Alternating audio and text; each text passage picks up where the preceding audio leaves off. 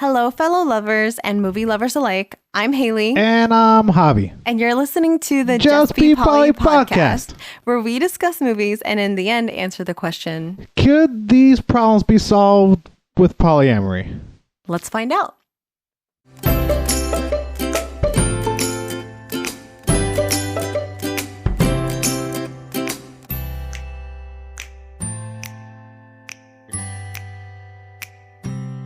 Hello, greetings. Today we're talking about Leap Year from 2010.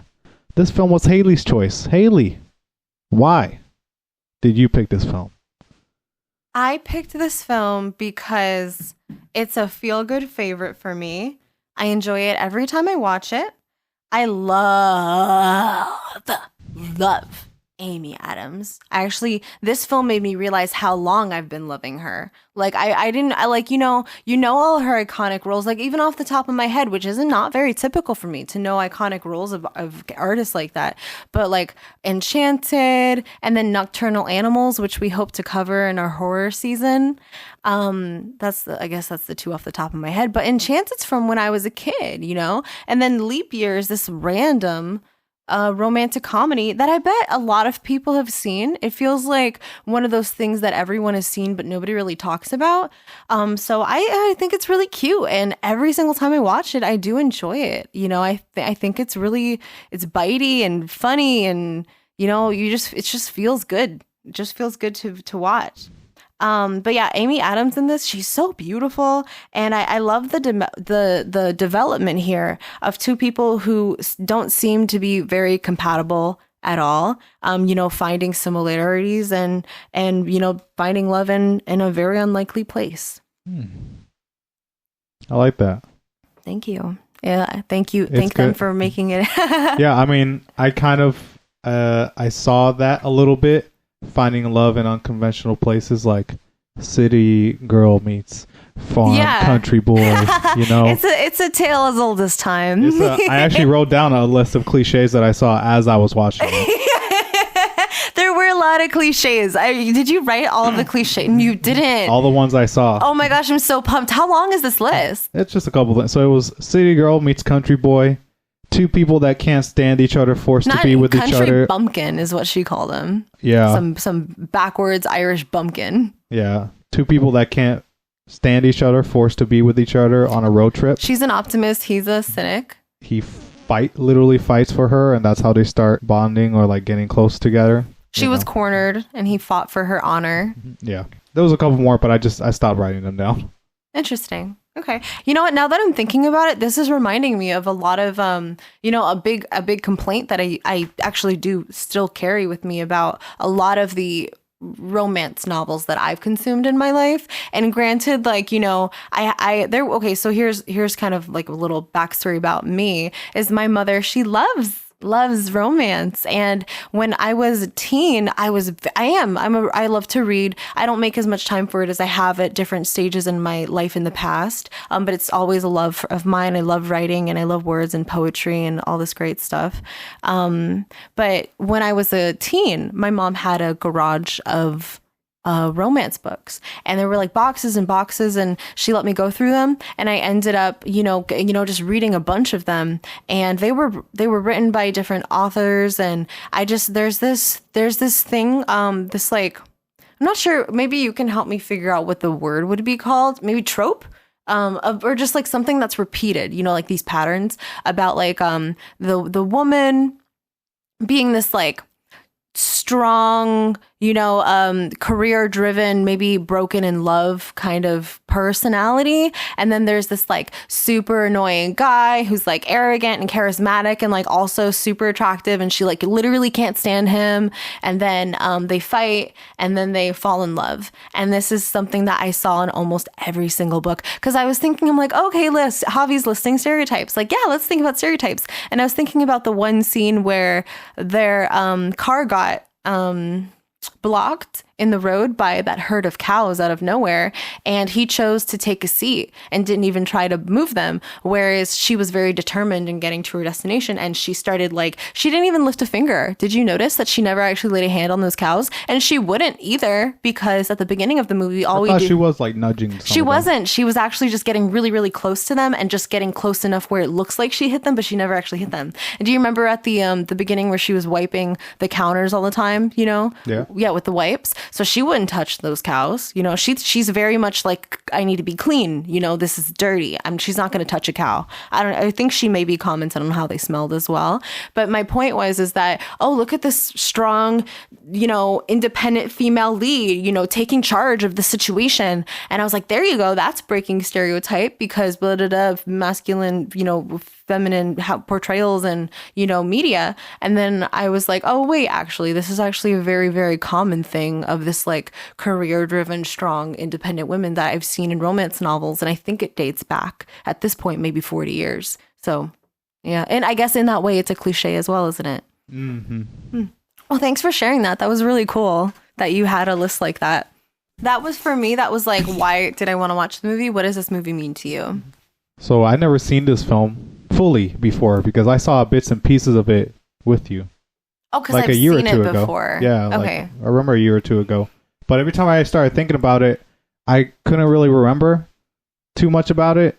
It was a little foggy. It was bits and pieces. I was like, oh, there was an Irish dude, and there was a cliff or something like that, and it was I know that one dude came, and he was there was a boyfriend, but they were actually she was in love with the other guy and stuff, and it was a whole thing. So I remember something like that, but it was pretty foggy. So when we saw it, I could start putting the pieces together, and it was cool. Did it hold up for you, based on the few things that you saw and remembered about it? Yeah, it was entertaining. It didn't bore me at any point. It didn't? It did not bore me. Good. So that's a good thing. Yeah. Yeah. That's great. Well, it held up for me too. Actually, it's better than I remember. Okay. I've seen it maybe 10 times now. You said you were noticing a lot of things that you didn't before. I was, I do notice about my watch style is when I watch movies, typically I'm just really not the kind of person who likes to sit still. So I'm constantly doing stuff. I'm got my nose in an art. It's usually an art project, actually. I was about to list all this stuff, and the crafts they do are actually extremely diverse, but it's usually just art, that I'm doing. It's never really, it's never a mentally stimulating kind of thing, even though whatever. My point is that I missed a lot. And Javi and me watching it more analytically, and I'm actually watching because I am doing two things at once. I'm watching this movie and, taking notes and trying to study it so that I can have something cool to say about this movie. And I paid attention to a lot more, and it just kind of helped me understand how I have been maybe missing a lot in the cinema, but, we can't spend our whole lives with our eyes glued to the television. Says you. Javi, what's this movie about? When yet another anniversary passes without a marriage proposal from her boyfriend, Anna decides to take action. Aware of a Celtic tradition that allows women to pop the question on February 29th, she plans to follow her lover to Dublin and ask him to marry her. Fate has Plot other twist. Sorry. It's woo. Fate has other plans, however, and Anna winds up on the other side of the Emerald Island with handsome but surly Declan, an Irishman who may just lead Anna down the road to true love.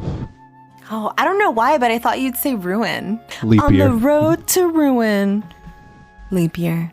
Yes. I'm already having a blast talking about this with you. Yeah. I am noticing that every movie that we cover comes with its own provoked mood from us. We kind of really channel, I think, the energy of the film when we discuss the film. And because this is a lighthearted, feel-good film, I think that we're having fun. Even though I think we always have fun, but there's this lighthearted sense of being I'm noticing while talking with you right now. Yeah, we're very lighthearted right now. Last episode with Brokeback Mountain, we were crying. Oh God, yeah, we were. Frida, we were depressed. Yeah. So we go through the whole range of feelings discussing this film. I think that's really cool. So this film is pretty straightforward, pretty on the nose with its themes and things. There are some things we can probably discuss later on as regards to poly. Mm-hmm. But the only thing that I needed to look up online was this actual tradition, this Celtic tradition about I did that leap year. too. Yeah. Yeah. Well, I found out some things about I'm this. so curious to see if we teach each other something right now. Yeah, so this tradition of women asking men to marry each other on leap year, specifically on February 29th, originated in Ireland in the 5th century. So the story goes as this, and there's a bunch of different ones, but this is the most consistent one that I found. I went through a lot of articles. That's great. There were a lot of different conflicting stories, but there was like one of a queen that wanted this because she wanted to marry this guy or something like that, but this is the most consistent one. A nun named Saint Bridget complained to Saint Patrick that women had to wait too long for their suitors to propose. So Saint Patrick then declared women could pop the question, but only on that one day in February every 4 years. Wait, I'm actually just like cracking up right now, like because you know how in the movie there was different parts of the movie where all of these different Irishmen were like, you can't leave today. It's bad luck to start a journey on a Sunday. Yeah. And then another one was like, no, it's Tuesday to be sure. And what's so funny right now is that the story that you have and the story that I have, it's exactly the same, but it's not a nun, it's a saint. It's another patron saint complaining to St. Patrick. So in my head, as you were talking, I was imagining one of those men being like, no, it's a patron saint to be sure. This is a running funny. joke. They have all these different, that must have been prevalent in the movie for a thing, because it was a joke that was brought up maybe like 9 times. Mm-hmm. So there's just all these different versions of stories in Ireland. That's hilarious. So a really interesting thing that I found was in the year 1288, Scotland passed a law that allowed women to propose marriage in a leap year. And this is the funny part. Any man who declined would have to pay a fine. Oh my gosh. I saw little pieces of that, but I didn't actually get to the bottom of what that was about. Look at this. The fine consisted of paying her a new gown, money, and 12 pairs of gloves. Oh my, I would propose just to do it, but then what if you propose to somebody? Well, you got to pick someone who's really not into you. Maybe what you do on February 29th is you just scrub yourself in garlic, paint, yourself like a gorilla and be like, marry me. And then they're like, oh my gosh. But yeah, make it a really negative experience for him. And then all of a sudden you get all this cool stuff. Every 4 years, just make it a little thing. Do you know, can you guess why they had to pay 12 pairs of gloves? Okay, can you read what he had to pay again? A new gown, okay, money. Some people said silk, and 12 pairs of gloves. Jeez. No. Oh, wait. Okay, can I guess? I don't know, but I want to guess. The 12 pairs of gloves, do they represent each month of the year? It's something practical. Oh, I have no clue. The gloves were to hide the embarrassment of having no engagement ring. Well, I mean, I guess if you're actually proposing to someone, it's because you want them to say yes, not because you just want free shit. So... yeah, okay, well that's nice. I wish that were commonplace nowadays. If you break someone's heart to give them a glove to hide their shame. Yeah, just emotional shame, thanks for the gloves. It would be nice to even receive a message about it. Sometimes people just ghost you. Yikes. Yeah, truth. Some more things about this leap year tradition. In Greece, it's actually considered very unlucky to get married in a leap year. So some people don't get engaged, don't plan a wedding, don't do anything in a leap year in Greece. That's so funny because I was thinking about it, Javi. Fun fact about us that I don't know if you realized, but we're getting married in a leap year. Yes, it is leap year this year. It is leap year. And also, we got engaged in a leap year. In a leap year. Go us. I'm not Greek. I don't give a fuck. but I feel as lucky as can be. I know. I love you. I love you too. So here's something, as it pertains to us. This Okay. Fact. So surveys have shown that women have proposed in only 5%. Oh my God. And I proposed to you. Yeah. Around this time of year. Only in 5% of heterosexual married couples have the women proposed. 5%. So we're in a very, very tiny minority, and we're poly too. So some of the reasons that I've gathered about why only 5% of married couples of heterosexual married couples have had the women propose. These are the reasons that society is against women proposing. That I'm just putting out there. Okay. One, tradition. Tradition. 2, a societal aversion to assertive women. Women are meant to wait, not to rush or. Wait, can you pause real quick? That was the funniest shit ever. I'm so sorry. I was literally about to lose my mind cackling. I need a break from that because that was so perfect.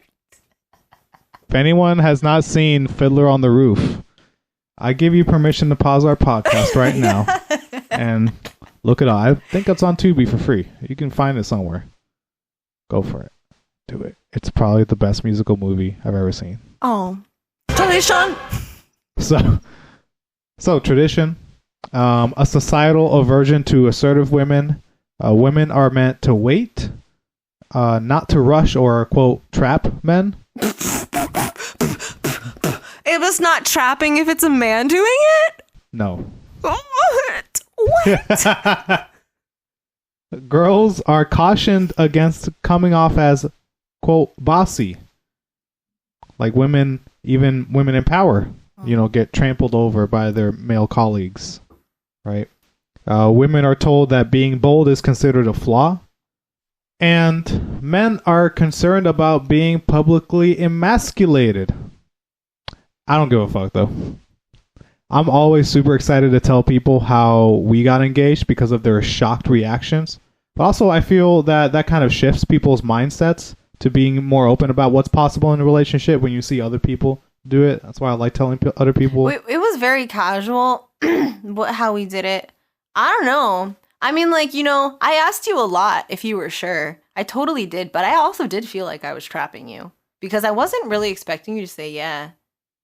Then I trapped you. Reverse. I played the Uno reverse card on you. Yeah, but it's like you don't need to follow the baseline model. I don't feel. It's your life. You're in control, so you make your rules, not society or tradition.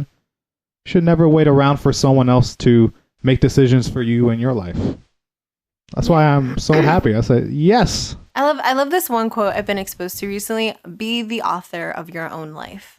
Yeah, it's your book. In case we've never mentioned it before, me and Hailey, we were sitting in bed 1 or 2 months into our relationship, and she asked me, hey, you want to get married? I said, sure. She was like... He said okay. I said okay. I said okay, sure. He said it like this. Okay. No, he didn't say it like that. No, I said, okay. Yeah, he did. He was like, okay. Yeah. I was like, oh, for real? And then she made it Facebook official so I couldn't get out of it. Yep, that's when I put that cuff on. Put it on tight. I didn't have no ring, so I had to do something. My mom was so mad. It was hilarious. She said, I had to find out from Titi Nomi. Apparently she didn't say that, but I remember her saying that. We talked about it, but she said, I didn't say that. I found out from this person. She blacked out. She was so furious. So what did you find out about? I found out. Okay, so I do have some things that you didn't cover. The name of this tradition is called Bachelor's Day or Ladies' Privilege. There you go. You got the name of it now, which was not in the movie. Fun fact. And I know sometimes my facts aren't that fun, but this one kind of is. St. Patrick wasn't even Irish. He's British. He literally doesn't even go there. Oh, stupid British. Doesn't even go here. Yeah. No, it's just funny. I just thought that was kind of funny. It's all right, isn't it? Bloody awful, isn't it? Stop. You're gonna no. My stepdad is he's like mad in a chair somewhere. His eye just twitched out of nowhere. Yeah, right. His fist clenched out of nowhere. He just had a hot sweat real quick. A hot flash. For anyone who doesn't know, my stepdad is British and he hates when people mimic the accent. He calls it racialist. I did a bad move first Christmas that I met him. You can't help but doing it, honestly. I did a British accent. We had a conversation. Yes. Yeah. Not very common in media to have leap year portrayed. Javi, can you think of any other movie, TV show, anything else that has ever so in depth covered a leap year that wasn't like, oh, this is about an election? That doesn't really count, even though apparently my dad communicated that actually occurs every 4 years on leap year. Do you think that's connected? I mean, presidents are pretty bad, and leap years can be bad luck sometimes, according to the Greek. So fascinating. I'm pulling that on my ass. No, not at all. Okay, well, why do you think that a presidential election just so happens to fall on leap year? It just happens like that. You just think so? But it's kind of happens. It's a huge coincidence, I think. Because it's like every 4 years is an election and every 4 years is a leap year. Like, it just seems it seems very coincidental. I think people tend to forget about leap year most of the time, and people want to forget about the president. So, the scientists blocked it out accidentally while they were making the calendar. Okay. Well, Again, a joke. I'm pulling that on my ass. Oh, I thought I got you were joking. I just didn't laugh. I appreciate your silliness. It's not that I didn't think it was funny. You just didn't get a laugh out of me. I just enjoyed you. I get that you were being silly. I'm not. Are we cool? Javi, stop. Don't cry. You don't need it. Javi. It's okay. Oh, I get you just had some gas. Okay, we'll move along. So when I didn't know anything about leap year, and a lot of my, knowledge about how things occur, I don't know, tend to come from maybe a spiritual place these days, or maybe always. But I was just kind of like, oh, who decided leap years were a thing? Oh, maybe an astronomer, or maybe an astrologer, or someone who knows something about calendar years, or something like that, where whoever made the months, decided that, and maybe it has something to do with the sun and the moon, and that didn't seem that far out to me. So I thought maybe it had something to do with some type of power that was being held during certain times of year for some reason. Upon some research, I don't think that's the case anymore. But I'll get into that too. So I was wondering, I asked you this, I don't think you answered it. Can you think of any other media or anything else that has covered a leap year as specifically as this one has? Oh, no. No, but I can. And so I'll bring it up in just a second. But just for anyone who's an idiot, just like me. So a leap year is 29 days in February. It's one extra day and it comes every 4 years. And yeah, like we said earlier, we are currently in a leap year. And the other media that covers leap years extensively is Pirates of Penzance. Oh. Yeah. For some ridiculous reason, to which, however, I've no desire to be disloyal,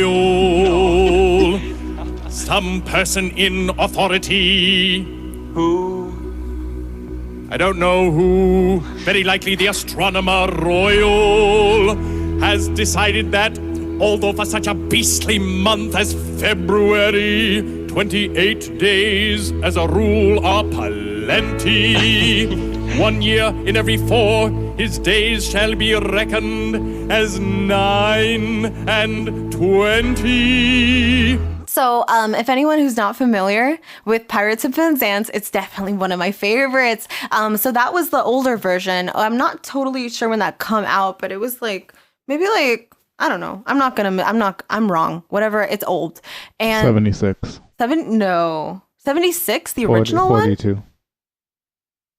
12. I don't know how old the play is, how old the musical is. I don't know how old the movie is. So I think the musical, then the movie, and then there was a remake in the 80s called The Pirate Movie that is equally fantastic.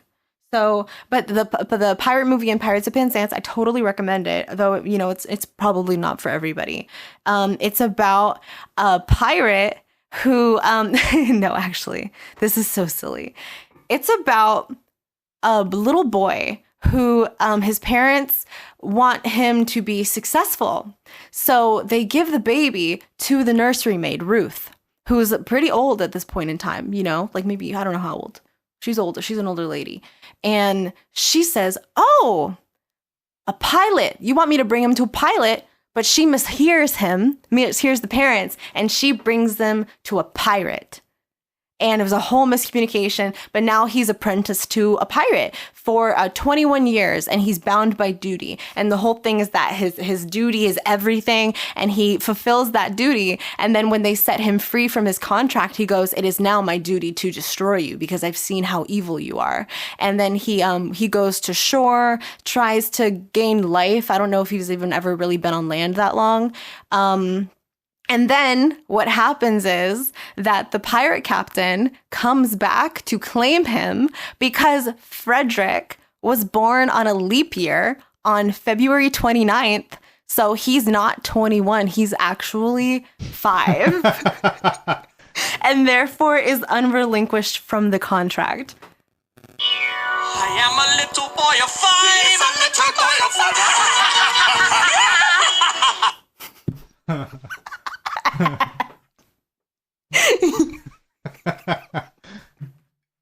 Reminds me of that South Park episode with Michael Jackson. What do you mean?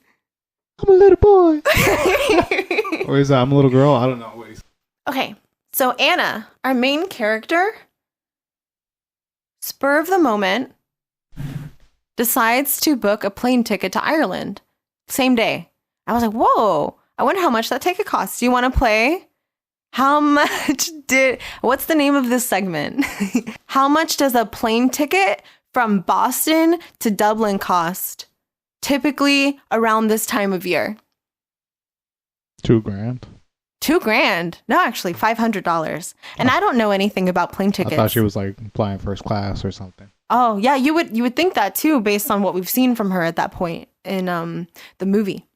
But no, $500. Did that seem cheap to you? Doesn't seem that cheap to me, but it's also a whole different country. Yeah, is that cheap? Abroad from a big city to a big city, yes. Do you think that it's because it's same day, it's a little cheaper? Minute too. Cheaper, do you think? Oh, I thought I would make it more expensive. Well, I think, I was thinking like, with the Broadway tickets, I think it's like this with most tickets. If, like I was explaining this to a friend. This is how I work too, is how I was explaining to a friend with planning, where if you book an appointment with me, an event or whatever, we make plans. It's like a ticket to a plane or to Broadway where it's kind of expensive far out, and then the closer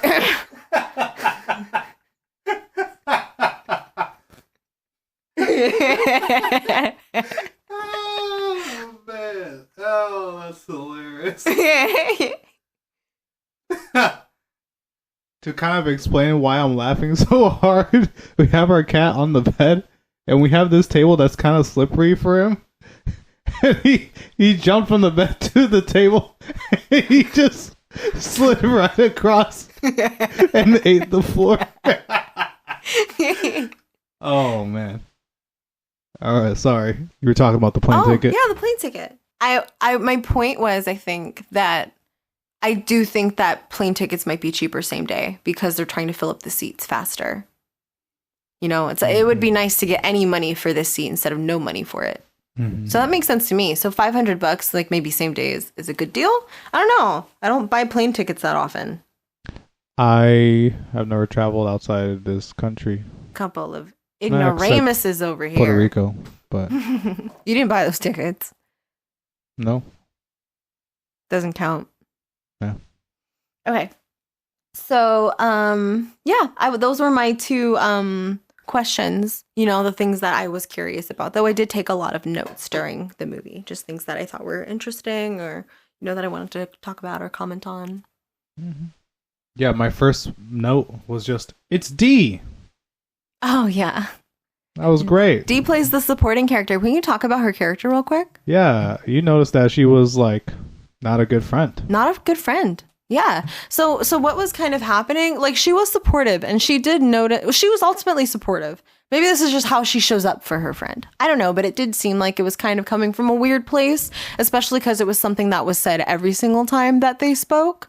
And what we see her interact with her best friend, Anna, and, the woman who plays Dee from, what's the show? It's Always Sunny in Philadelphia. Yeah, the girl who plays Dee was the supporting role in this movie with Amy Adams. So when Amy Adams and what's her name? I don't want to keep calling her Dee. Kaitlin Olson. Kaitlin Olson. So when Kaitlin's character was talking to Amy's character, she was always saying things like, "Oh, what do you like?" Amy would be like, "What do you think of my new house?" or something. And then Caitlin's character is always like, I wanna slice open your skin and take it from you. No, I'm just kidding. She would just be like, "Oh my God, it's so great. I want it." Things like that. Or like, she would always comment on wanting or envying what that main character had. And it just seemed a little odd. Reflecting on it now, maybe it's just kind of meant to showcase the kind of wealth and lavishness that Amy's character is living in. Maybe it's trying to demonstrate everything that she has. Not only do we see her walking in elegance and wealth, but we also see her being envied by those close to her. Which I found the explanation for her determinedness to succeed in this business world. Determination to succeed. Sorry. Yeah. Is because of her upbringing, where her dad was not very financially responsible and would throw away money at whatever scheme was possible. So she would have no financial security growing up. And so she was very determined to, work 2 jobs at, what she said, like 16 or something. No, I mean, she was determined, but sorry, I just wanted to make sure that you were talking about how their house got foreclosed on and, things like that. Oh, okay. Yeah. I forgot about that detail. Yeah. But yeah. Well, that's what I think is the huge emotional connection between, her needing to be so financially secure in adulthood is the lack of financial security due to the lack of dependence that she could have on her father at the time, who I think might have been a single father. Their house got repossessed, and he always had these like get rich quick schemes that never worked out and ended up, I guess, putting them in financial ruin for a huge portion of her life, where she had to, sacrifice her childhood to be an adult because her dad wasn't. And even as an adult, you saw when he came to visit her at that bar, he's like, "Oh, let's have champagne." And then he looks in his wallet and he's like, "Let's have a beer." Yeah, I didn't catch that. And he was late. I noticed that. I mean, obviously that she made a point to say that. Mm-hmm. And I wanted to comment on that. I thought it was really cool that she left on time regardless of when he showed up. I thought that was really great, because it's like, I've experienced that, where I'll have like, it's one friend in particular, and she knows who she is, and I love her a lot, but she is so fucking late to so many. It drives me crazy. It's not just like 20 minutes. It's like 3 hours, and I have waited 3 hours there, and sometimes I've noticed there was like, I talk about the landmark seminar a lot, but the landmark seminar did show me that money does hold me back in life, and I'm trying to not allow it to do that as much. So for example, what did I pay? A $10 cover to go into that bar, and I literally would rather have stayed 3 hours talking to random strangers and exploring this weird bar. I mean, it might not have been weird to other people. I'm not going to say the name. It's in Tallahassee. It's called the Moon. I said it. I'm just kidding. It's not that weird. It was a country night, and I showed up late because I knew she was going to be late, and she told me I could get a dance lesson, and the dance lesson was over. So I was just watching people do this complicated dance for 3 hours. I didn't know how to do it, but I stayed because I paid the cover. But my point is that I could have left and honored myself, and by watching Anna on screen respect herself and her time regardless of someone that she loved showing up at a time that was not integral to the experience that they were supposed to be enjoying together, I found empowering. And there were many different aspects of Anna's character that I found very inspirational, and I wish that I had more of, or that I want to be more like. Yeah, she's embodying what I was talking about earlier. You don't let other people make the decisions for your life. You take control and you write your book. Yeah, totally. Yeah. And determined is a great way to describe this character. I actually wrote that many times. I actually had a guess for this character's zodiac. Do you want to try guessing their zodiac? I mean, you probably won't feel as comfortable doing that. Sorry. I just like to play guessing games with you. She's the librarian. Capricorn. Capricorn is the guess that I had, Javi. Look at that. Totally. See, you know more than you think you do. Mm-hmm. You're doing good. So yeah, Capricorn. And I watched a little video on Capricorns earlier today to try to like brush up a little bit. But why do we think she's a Capricorn? What I've noticed about Capricorns is they're usually pretty put together. They're pretty career driven.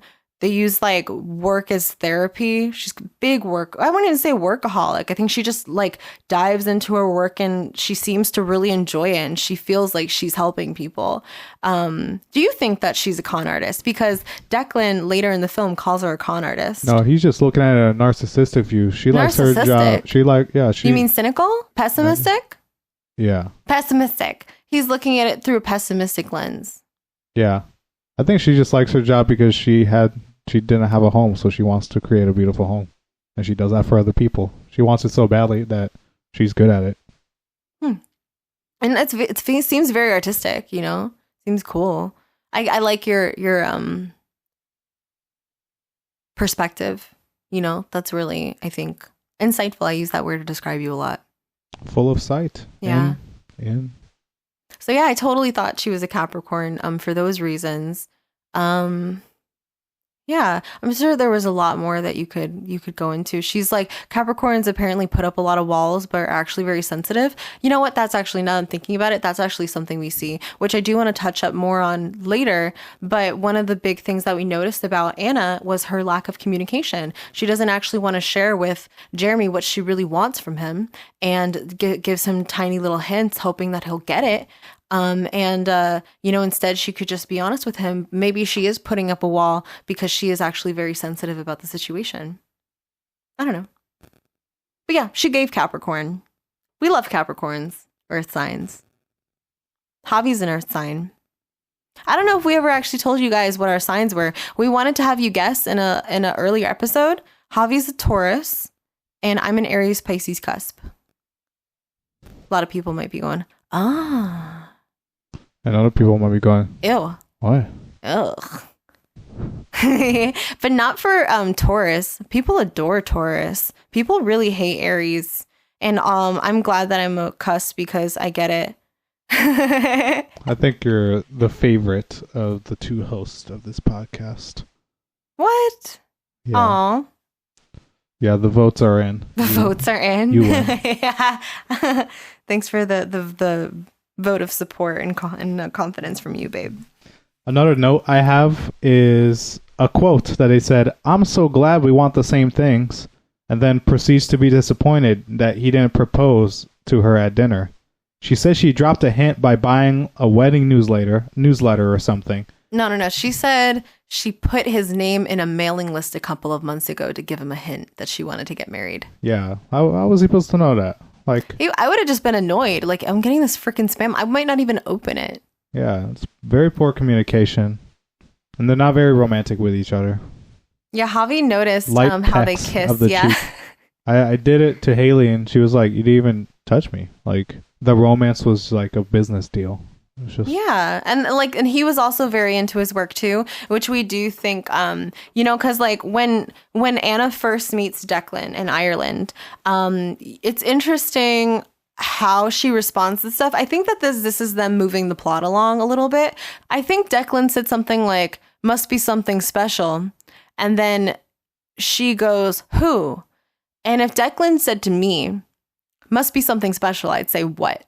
You know? So I thought it was a weird way that she responded, but maybe he did say he must be something special. And then she said who. In any case, she said who, which means that maybe Jeremy's not on the forefront of her mind, you know? And then Declan looks at her like, you know, you're boyfriend. And then she's like, yes, oh yes, he's a cardiologist. And then she kind of like walks ahead a little bit, and he makes a face like, cardiologist, you know. So he's not on the forefront of her mind, but marriage is. Yeah, I guess you're right. By her valuing his job maybe over him, she's valuing the financial security of the situation. But how Declan perceives her, how we perceive her, is a snob. Yeah, I saw her as very materialistic, and she has a Louis Vuitton bag and all that. I didn't and he's like, why did you understand name your suitcase?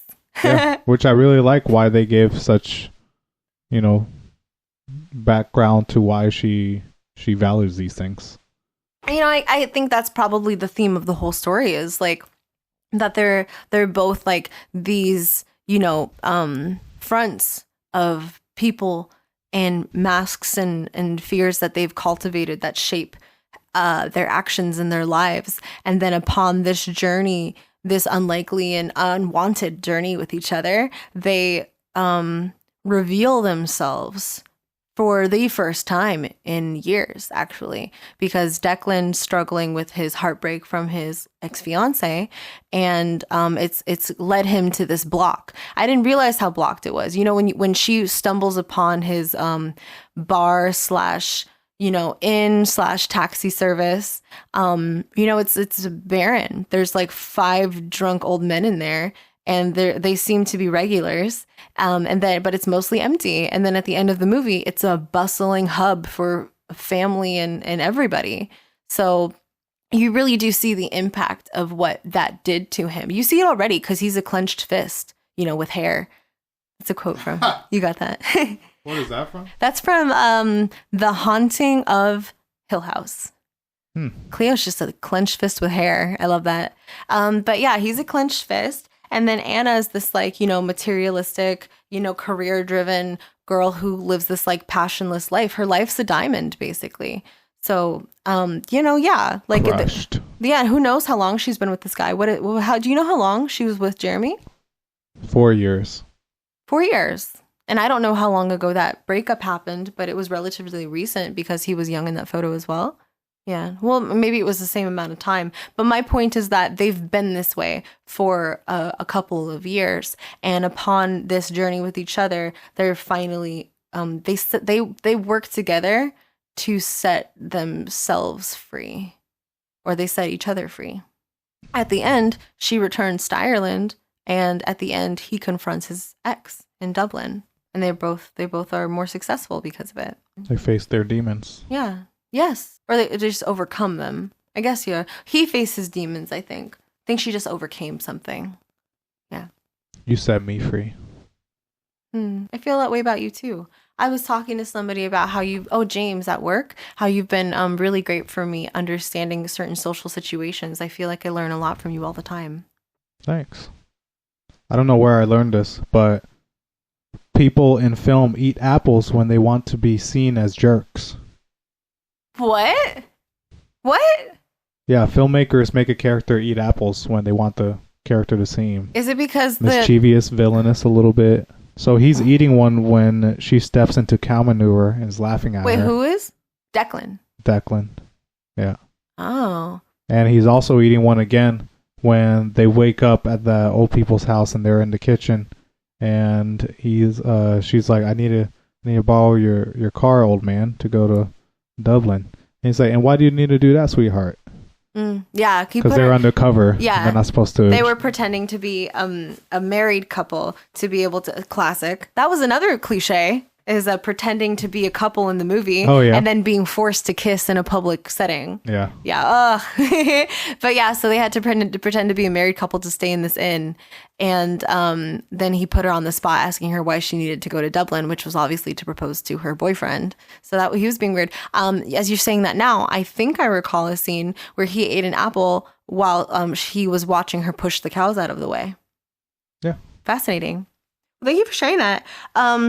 Why? You know, I have some guesses about why. I'm thinking of the poison apple from Snow White. Thinking of Johnny Appleseed, obviously not a villain character. It's just one of the things I thought of. There was a third thing that I thought of. Apples. I was thinking maybe it was because of the crisp bite that it's maybe like the most obnoxious fruit to eat. What I got is that apples are often associated with the book of Genesis from the Bible.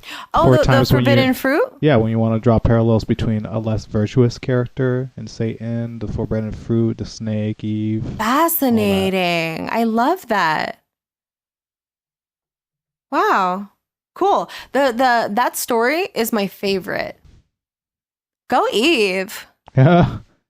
What a baddie. Damn, her soul. I heard a story that the snake was not actually a snake. It was actually Satan. And Satan got Eve pregnant. And that was the first baby. Oh, I didn't know what the baby part. I think the forbidden fruit was just her pussy. Oh, okay. She said, Adam, take a bite. The sweeter the juice. When they were at that old people's home that they had to be undercover, she sees him naked in the shower. And I love when she runs into the wall. Yeah, she walks away but bumps into the door, kind of like I did at Pyramid with you. One time it was so funny. Yeah, I was at work trying to flirt with Hailey before it was we were when we together. just met. It was so cute because he would come around the whole school handing out Jolly Ranchers to all of our coworkers just so he'd have an excuse to say hi to me. Yeah.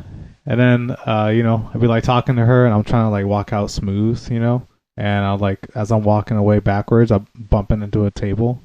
But I'm trying to like look smooth. And I could tell he was trying to look smooth too. Yeah. It was really sweet. I found it really endearing. And like that's something I did notice about Javi a couple of times when we first started dating is that he wanted to seem really suave. And, most of the time he is very charismatic and I think very suave and smooth. But he's also got this goofiness to him that I also adore. That's so funny too. A lot of people assume that he's a big stoner and that he's high all the time. But there was actually a piece of art I made of him once that said on like a t-shirt, not high, just goofy. Yeah. I just looked that way. Not actually. Yeah. So he did bump into a table when after our very first kiss. It was so funny. Where he's making a turtle face right now. But we got into our respective cars and then we look at each other through our windows and he puts 2 fingers to his lips. And then he holds them 2 inches away from the window in a really smooth and cool way, and then proceeds to exit the parking lot. And I was like, and the only thing that came out of my mouth was, what a douche. I'm gonna marry that guy. I thought it was one of the best thing. It tickled me. I was smiling. I loved it. I love it. But he has bumped into a lot of tables walking away from me since. That's not a thing that happened only in that. Every day. Every single day. Yeah, that's funny. But why did you bring that up? Because of why? I forget. When she bumped into that door, when she was looking at him, walking away backwards. That was so funny. Okay. When I saw her at the edge of that cliff, I thought she was going to kill herself. That thought also crossed my mind. And I also was like, okay, so wait, let's paint a picture. Tell him what happened until that. So Anna and Declan reach Dublin, mission accomplished. She gets to her guy and they split ways. And then her and her guy break up. Jeremy. And Declan is like running this successful restaurant bar now. Mm-hmm. And it looks like months have gone by. Yeah, months have gone by. She has like a new hairdo or whatever. And she comes in and she basically proposes to him to like be with him, not for marriage, but just like, let's do this thing. Let's be together. And she says, I propose we don't make plans. Yeah. And he says Capricorns are really big on plans. He says nothing. He just walks away. It's horrible. Yeah. In front of a huge, like a fully packed restaurant. And then walks away. Like 100 people just all stop eating. He doesn't come back immediately either. He she makes it halfway down the driveway and he still hasn't come out of the building.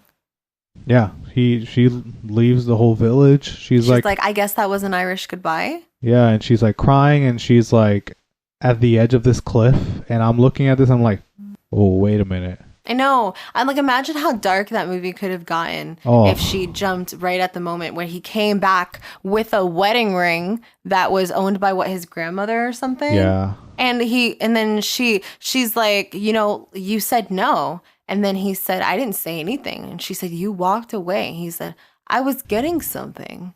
Can you imagine communication? Like, you can just say, hey, wait a second. Give me a sec. I'll be right back. Like, what the hell was she supposed to think when she asked you a question and then you walk away and don't return for many, many moments? That's really stupid. And, in a different, darker world, somebody could, because imagine in her shoes, she just threw away her engagement, rightfully, because and that was very interesting. I want to talk about that.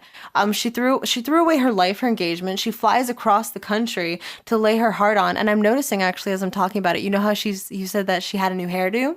She was wearing a headband that pushed her hair out of her face in a way that made her seem really bright, kind of like almost like sober.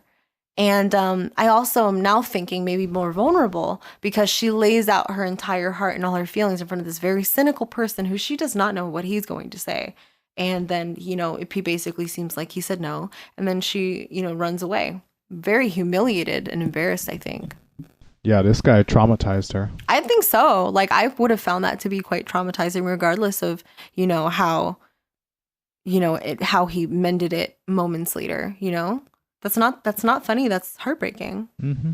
Yeah. You still go through that feeling regardless of whether it got fixed. Just kind of to like put it in at the end of like, he's still a dick. Just so you remember. Still not the best guy. Yeah. He's a bad boy. He's not a bad boy. He's just but he's like fitting into that cliche. He's rough around the edges. Not a bad boy. But she can fix him. No, it's not it's not that kind of story, Javi. It's like a dick and a bitch. It feels like they're leaving those little trails. Of what? Of those cliches. No, it's a different cliche. It's not bad girl. It's not bad boy, good girl. It's like, well, I guess technically, I guess you're right. But I don't think that taste in it's my not. mouth.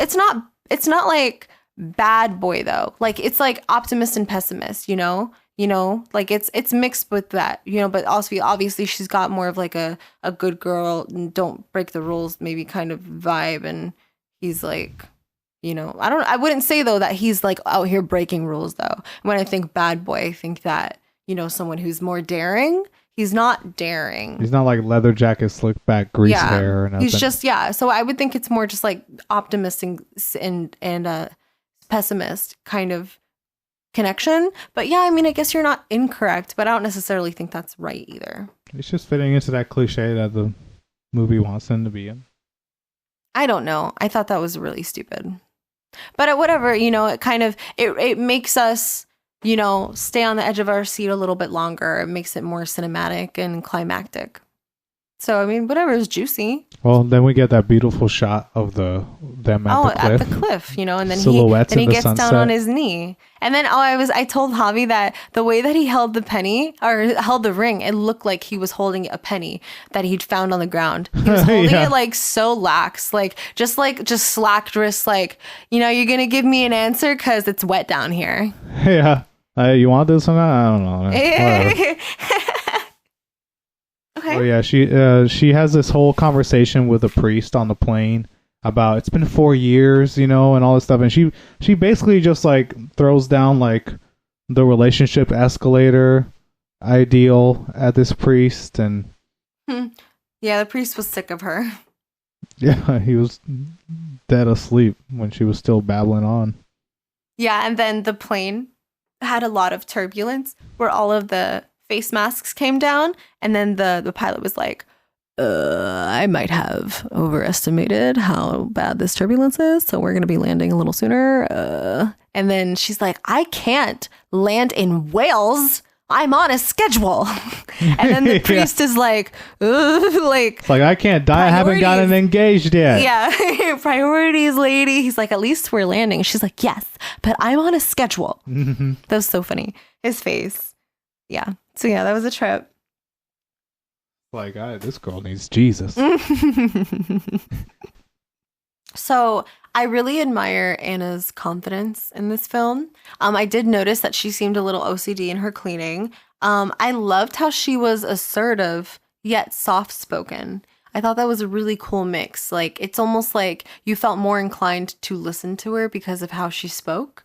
I thought that was really cool. It was definitely something I would like to channel more of. I felt she was the perfect balance of like masculine and feminine energy.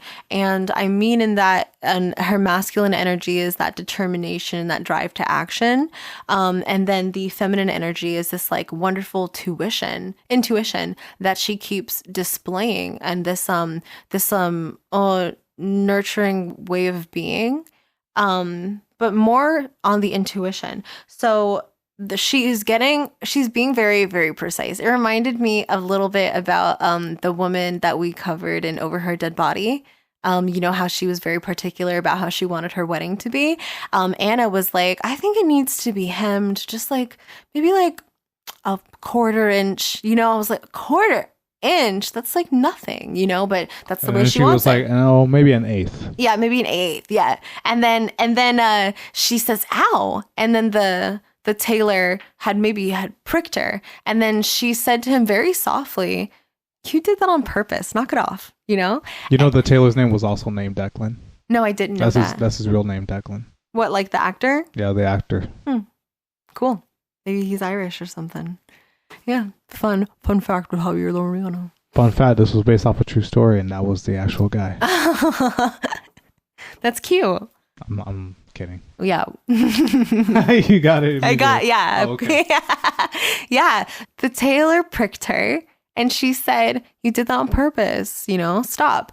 If a tailor pricked me, I would have been like, ow. And then I would have given them a look. And then they would have looked back at me like, And then I would go home and bitch to you about how this fucking mean tailor pricked me today because he didn't want to do his damn job. You said that a lot about like a lot of her things that she wouldn't say or that she said too softly. Like that would have been a whole discussion. Like you would have said some shit. Oh yeah. Well, I guess we're just very different people. Yeah. Like when the guy didn't propose or something like that, or whatever, like, you know, she had this whole expectation that he was going to propose at dinner and he didn't, and she just kind of didn't say anything. But you said, oh, I would have had a whole discussion, like we need to talk. I don't think that's one of the times that I would have had a discussion, but that's not true. That was actually an inappropriate time to have a discussion because he wasn't actually invested very much in that conversation. What was the time that you said that? I don't remember, but there were quite a few times where I did mentally or like voice that I wouldn't have handled it the same. I would have gotten more mad or I would have said something. But you know, there are moments where there are things like, I don't know. I think that she's also just very strong. She's just strong in her own way. I think she's I think that she does speak up for herself. There's just, when it comes to maybe emotional vulnerability, she's not very clear on what she needs or what she wants. Versus you are like very communicative on what you need and what. You know, I was doing a little bit of research on what like, because what my understanding about feminine and masculine energy in terms of like spirituality is only gotten through my own personal observations that may or may not be correct, and also like, you know, whatever conditioning that I have internally, and also my friend Annie, who's very, very smart and very, very knowledgeable on these kinds of things, and she was helping me a couple weeks ago understand the difference between masculine and feminine energy, and she's the one who taught me that feminine energy is more intuitive. And I watched a short video today in preparation for this podcast about the difference between divine masculine and divine feminine energy, and what they were talking about was, you know, the divine feminine energy being this like strong sense of self, and like emotional knowledge, you know, like internally of yourself. So maybe that's something I'm more drawn to. Maybe I'm leaning more into that feminine or divine energy than maybe my more masculine side. But I actually, you know, when I looked up and when Annie described to me the difference, and she was talking about how masculine was more like action based and stuff like that, I do accomplish a lot simultaneously. So maybe I am more balanced than I thought, but I was wondering if maybe I was more intuitive because of an energy balance inside of me. It's all new to me, but it's very interesting to me. What I really did appreciate was that there were a few times where Anna was very intuitive, and not only was she intuitive because like there are, I think a lot of people can relate when there's situations in your life where you think something, but you don't know something, and you can be intuitive about something, but you don't know something. And there's something different about knowing something and thinking something. And when you know something, then you're sure. And when you don't, then you're not. And it's hard to be non-sure, So that was kind of a silly sentence. No, it makes sense. Yeah.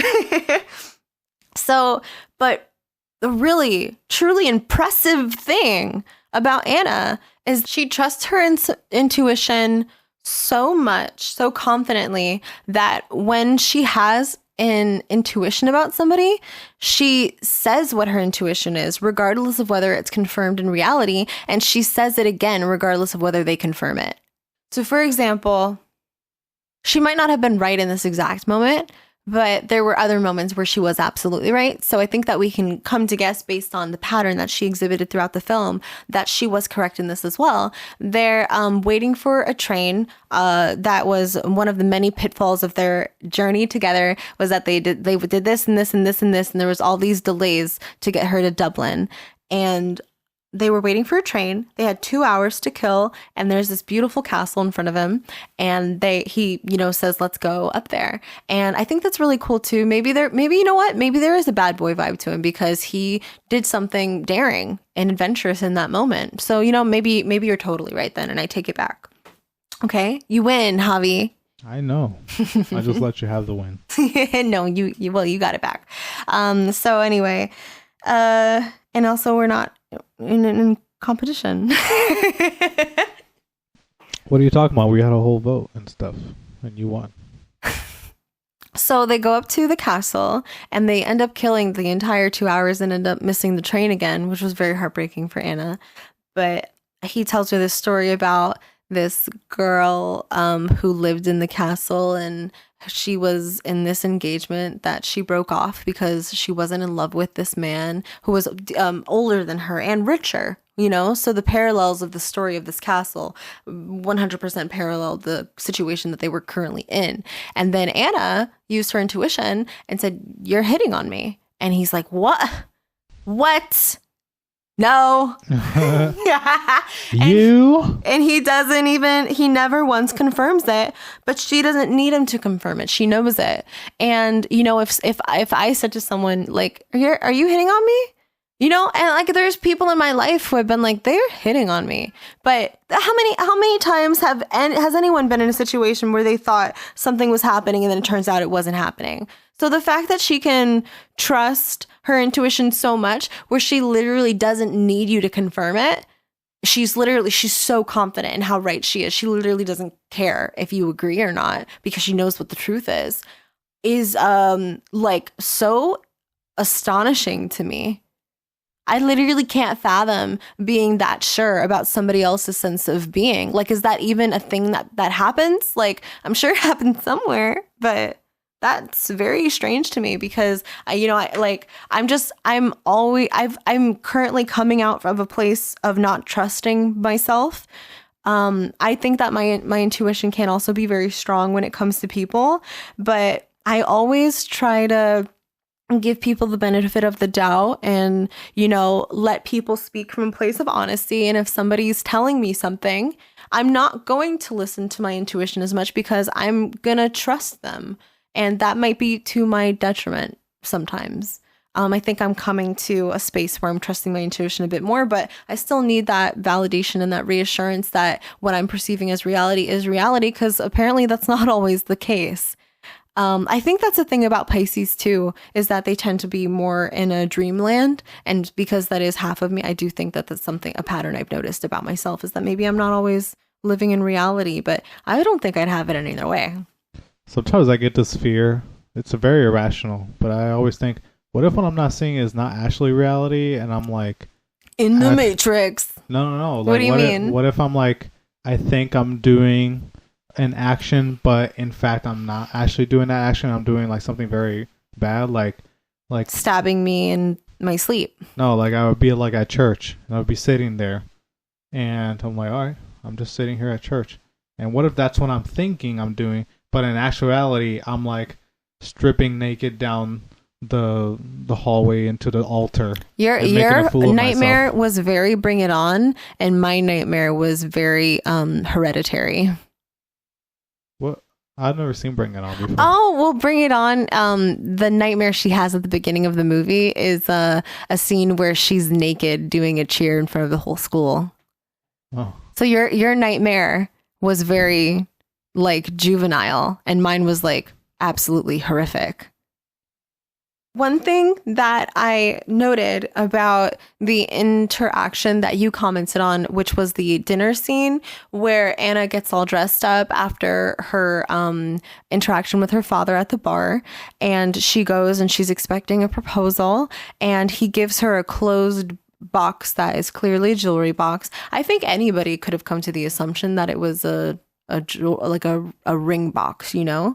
And I was thinking like, you know, that just kind of goes to show the communication once again, or maybe the thoughtlessness, because I think that, you know, if you're in a committed relationship of 4 years and you give someone a closed box like that over dinner, then they could easily jump to that assumption. And I just think that it doesn't necessarily show her stupidity or naivety. I think it shows his carelessness and thinking about how she might perceive something or how something might look or feel to her. So I told Javi as we were watching it that what I would have done in that same situation had been like, hey, you know, why did he buy her that gift? Like, she was doing great at work, right? Something like that. It was a reward. I think that's what it was. Like, she did great at work. Like, I think she sold a house and he loved her and he got her a present. And I thought that was fantastic. You know, this is the way that he shows love, is through his money, it seems. Maybe. I don't know. But it's what he values. So when he's giving out what he values, maybe, I don't know. But it seemed great to me that he gave her that present. It didn't seem great how he delivered it to her. But you get the sense that he's distracted also with his work. Like, it's on during dinner, his phone's beeping and stuff, and he's taking the time to answer it, and then it eventually gets called away. It seems moments into the dinner. I don't even think they ordered their drinks yet. And he left. And then he had to go to catch a plane after that. She's like, oh, okay. So there was like a heaps and heaps of disappointment in that one interaction that could have been lightened if he had just been like, hey, you've been doing a really great job at work, so I got you a little something, you know, or I got you a little something, or I got you earrings, you know, here, I hope you like them, you know, prefacing it instead of just giving her a closed box that clearly looks like a freaking engagement ring box. Ugh, nightmare. Mm-hmm. It was reminding me of Legally Blonde. Yeah, he was not very romantic.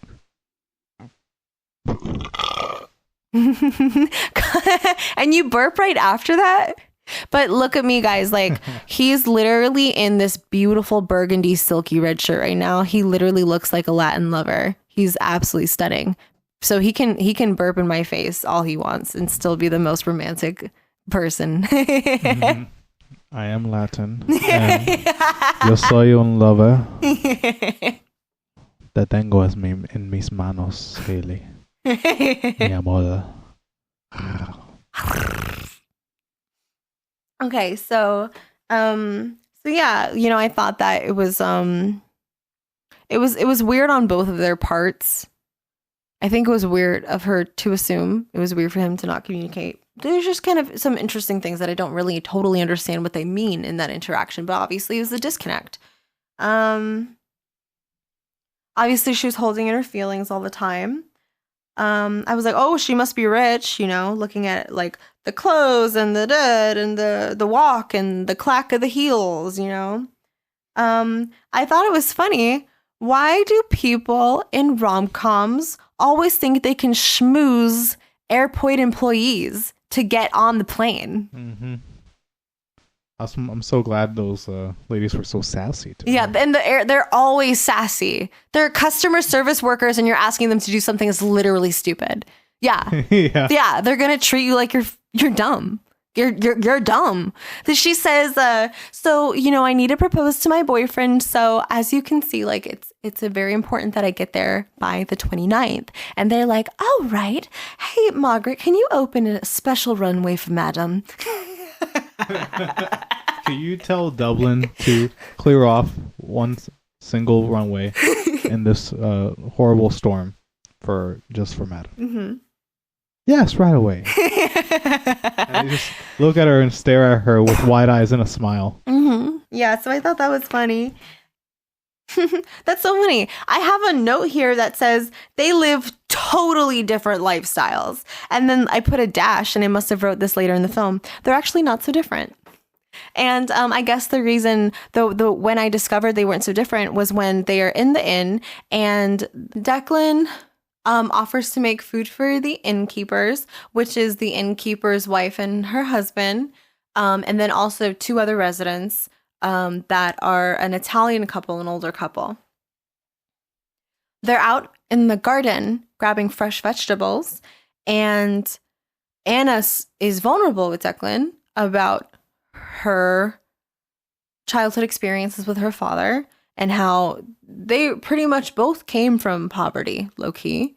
And they connect on a real level for one of the first times. I thought it was an interesting factor how this movie dealt with class a little bit in that regard. That they're both from the same class, and she worked her way out of it, but she ultimately connects better with a guy from the class she started with rather than the one that she worked her way into. I think people portrayed in media as being more impoverished tend to be more real or down to earth, humble, modest. Yeah, like I think it's very rare when you see the rich portrayed in a healthy light. It's usually not very, very positive. Mm-hmm. Interesting. Eat the rich. But that's not how it is in real life at all. You know, it's like the more wealth you have, the cooler and better you are. It's so interesting how the media representation doesn't seem to actually uphold the realistic experience that most people have. I think people are people. There are good and bad in any class. And I mean, yeah, in the real media life, chooses to portray bad ones. that's what I'm seeing. Yeah. Yeah. So I guess in a rom-com, more people will relate to the humble man versus the wealthy one. You know, the rich broker or whatever. Yeah. They'll relate more to the fisherman or the guy who owns a small Real business. man's man. Yeah. Getting his hands dirty with labor. Yeah. Make your hands rough with work. Yeah.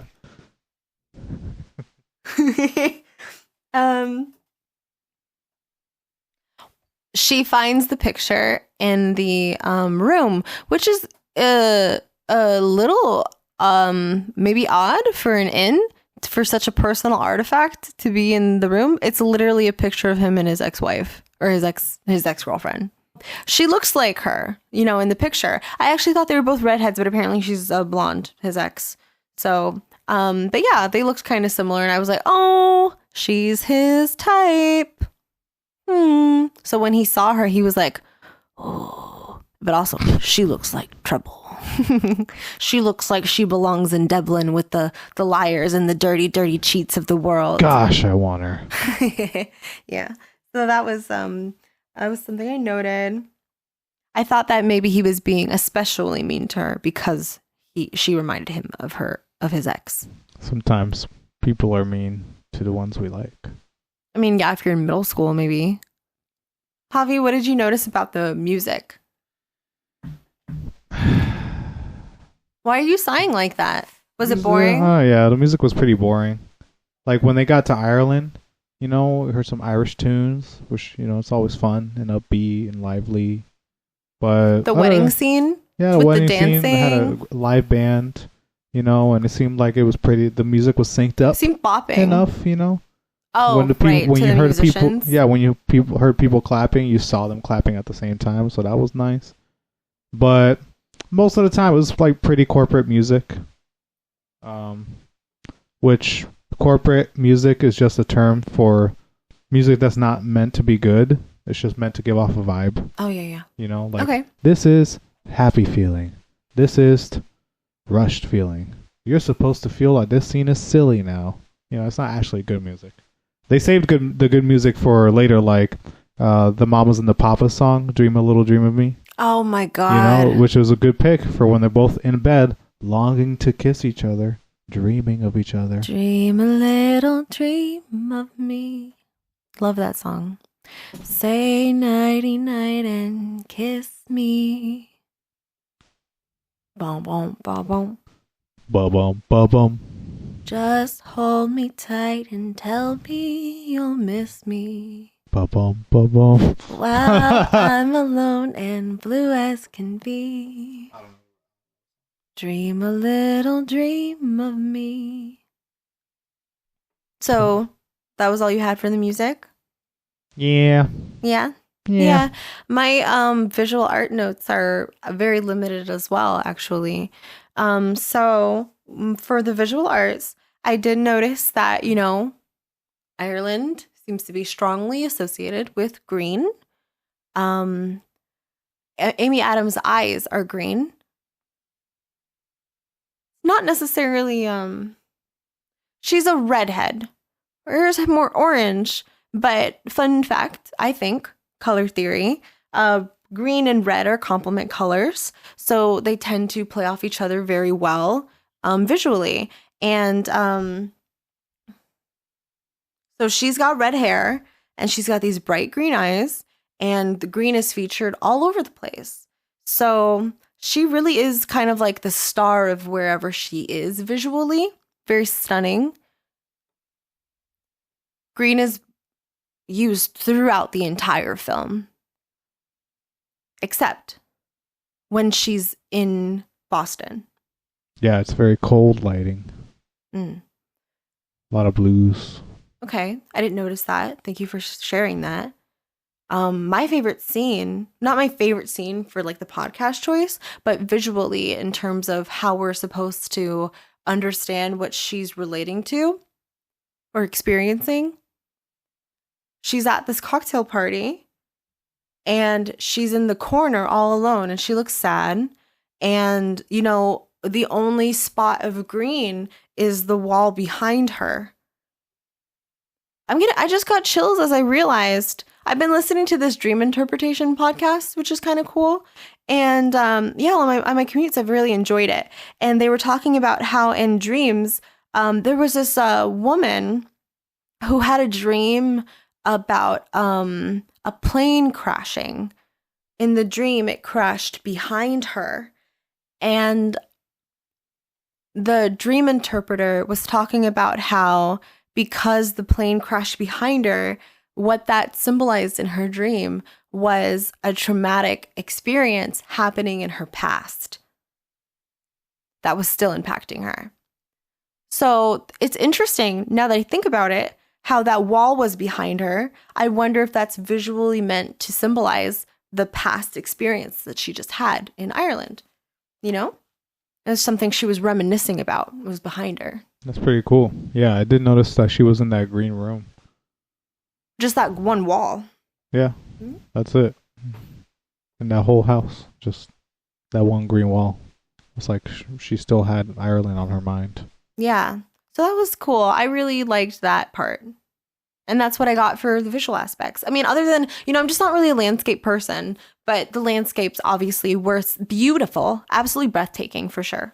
There was 2 amazing shots that I really dug where she was, after she basically made a disaster of that person's wedding. Oh my gosh, she was dancing and her shoe flung off and literally left a square mark on this beautiful bride's perfect manicured forehead, polished up, and then she spilled wine on her wedding dress, her white wedding dress. Yeah, so she fled and took a bottle of liquor. Do you think she fled? Because we didn't actually see her run. We just see her drinking on the beach. Yeah, she ends up She's clearly drunk. Beach, drinking away. Freaking hammered. And Declan comes and gets her, and she's like, she all confesses over her him. love and stuff. Well, not Not really. She says like, she's basically like, I see through you.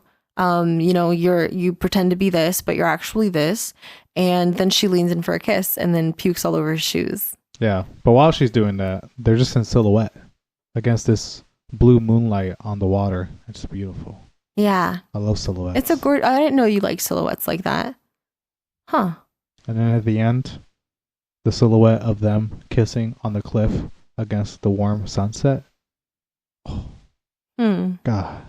End the movie right there. But no, they decided to give the epilogue of like them just got married and driving That'd be away. a really dumb way to end a movie, Javi. She just puked on his shoes. No, on the cliff. Oh, I'm sorry. I guess I was That thinking would be a really dumb way to end the movie. I was like, what? I thought, okay, so when did you leave the scene of them because I was still thinking about your silhouettes and stuff. Them at the end, kissing on the cliff. Oh, okay. And then against leave the it warm there. sunset. Boom. The end. What was the epilogue of them? Well, it comes back from the fade out. They're going on a new... No, actually, I think it was great. At the end of the movie, they're going on a new adventure, but now they're married. And, Anna's super big on planning. And Jeremy said, yeah, it's amazing you got this one to do anything. She's not big on adventure. And they go on a car trip. And he goes, okay, where are we going? And she said, anywhere, just drive. And then they did. And that kind of shows how she's become this more carefree, adventurous person. Completed her character arc. Yeah. Now my character arc is complete. What is that from? That's from Rachel Bloom's Jukebox Musical on YouTube. Rachel Bloom is fantastic. Yes, big fans over here. She created the show Crazy Ex-Girlfriend. High recommend. 10 out of 10. All right. Favorite scene. So she is trying to get a Dublin. She wants to propose to this guy. And her plane is canceled. So then she travels to the ferry to get across to the Dublin through the water. So the ferry is closed because of the storm. So she finds some fishermen to take her. And they're in this horrible storm. And he's like, I can't make it over there. I got to drop you off at this beach. And so they drops her off at this beach. And she finds her way into this bar / inn where she meets Declan. And she's like, taxi driver. He's a taxi driver. Okay, then can I stay here tonight? Blah, blah. Anyway, she's staying at this inn where Declan is. Are you talking about the scene where she destroys the room? She destroys the room. So her phone dies through this whole journey. And the only outlet is blocked by this bed. Stupid outlet placing. It's the only outlet. And all she did was really plug in her charger. Well, first, she inadvertently breaks almost everything in the room trying to move this bed. Well, that shows the poor setup of the room. Yeah, she moves it. That must have made her so mad as an interior designer. That might have actually made her so mad. I didn't even think about that. The whole cabinet falls through. The curtains fall over. She's like, fuck your cabinet. She breaks the lamps, everything, because she moves this bed. And she's like, well, finally, I got the outlet. She plugs in her charger, which fries not only the power of the room, but the power of the whole building. I think he called it the whole village. Yeah. You fried the whole village, idiot. And she did. And because she did, the guy who is like the power guy for the whole village comes to him and is like, hey, you're responsible for this. You got to pay 1,000 euros by the end of the week. And he's like, 1,000, dang. So that's what incentivizes him to actually give her a trip to which I didn't Dublin. catch before. I didn't realize that's why he got desperate for the money. I just went along with the story. Yeah. I've seen it so many times and there were just really things that I never really paid attention to. What was your favorite scene? My favorite scene was the one that you described where they're in bed and they're facing away from each other and then slowly, inch by inch, become face to face. And then the second they make eye contact, they shrink away to the other side of the bed. And then Dream a Little Dream of Me is playing. And I love the song. It's very soothing. Very romantic, I think, moment. Very, because, there's a lot of things that I think, not a lot of things, you relate or you don't to a character. You see yourself in them or you don't. And you don't really need much. You don't need to walk far to see yourself and longing for someone who's right next to you. I think everyone could be there in that moment with them, in that feeling of, I'm not sure about this, and I really like them, and I might even love them, and they're right there. And then you turning away from it for a moment because you don't know what to do. Maybe. I just feel like that, not necessarily like everyone's gone through that, but you know, all you need to be is a person and feel what they're feeling to be in that moment with them, which is why I think that every time I watch this movie, that scene is always my favorite, because it's a very simple moment that really just gets you right there in there. You're in that bed with those characters. It's really close frame, and it's like you're right there with them. Yeah. What was your favorite quote? Oh, wait. I have a feeling what your favorite quote is. Wait, don't say it. We're going to do 3, 2, 1. Pick the one that you think mine is. And I'll pick the one that I think, the one I think you wrote down. Okay, you ready? Can we try? 3, 2, 1. Heads I win, tails you lose. That was one of my favorites. I know. I said pick the one you pulled up. Is this something that you thought I would like? Yeah, this is probably you thought that this one would be my favorite? Yeah. The one you're about to say. Yeah. But my favorite is actually heads I win, tails you lose. Yeah, you didn't get that one though. I did. I've seen the movie so many times. You said that I caught it faster than you or something. You caught like it that. faster than I have in the past. The first time I watched it, I didn't catch it until she caught it. Yeah. And she was like, hey, liars forfeit, you know? Yeah. And I was like, yeah. But no, you caught it the first time you said it. You didn't. There was no moments passing for you to get the joke. Yeah, I had a couple of favorites. Okay. Like when she walks into that bar for the first time and sees the 5 old men just drinking, she walks into them saying, "You can take the men out of the fish, but you can't take the fish out of the water." Ah! I was like, I want the context for Muppets I want the context for the rest of that joke, because that seems like a stupid punchline.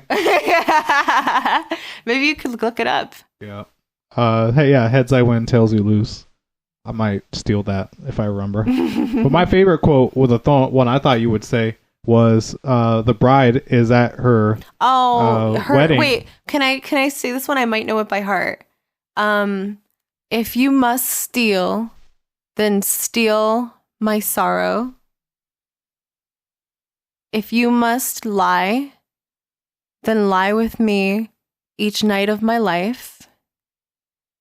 And if you must cheat, cheat death, because I couldn't spend a day without you. Did I miss anything? You got it. Yeah, that was it. Yeah. I do love it, actually. That is very, very touching a poem to me. When she was saying it, I was like, that's 100% how I feel about you. And I feel like I say that to you all the time. I think it is that magical time to talk about the polyamorous aspects of the movie.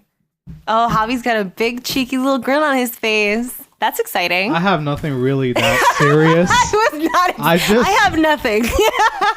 I just wanted to say like a few very minor things. Let's go. I didn't really see any huge poly themes other than like she likes 2 people at the same time and stuff, you know, whatever. Yeah. But those old people seemed so conservative, but they were like so eager and begging them to kiss in front of everybody. It was a little it was giving off like swinger vibes. It was giving off swinger vibes. Like, yeah, like they all wanted to watch this guy kiss his wife. He was like, I've kissed my wife. Stefano has certainly kissed his wife, you know? And it's just kind of like, it was weird. Come on, man, kiss the girl. Kiss the girl. You know, it's just weird how they were, you know, because I'm watching it, trying to put myself in the shoes of watching these 2 people interact. And they have a lot of secret moments where it seems like they have inside jokes or something like that, when we know as characters that they're hiding something, or, you know, he said this, but what he's implying is this about her, this, you know, or something like that.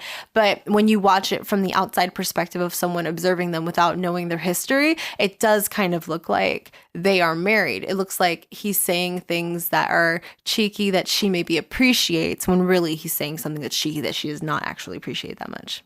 Mm-hmm.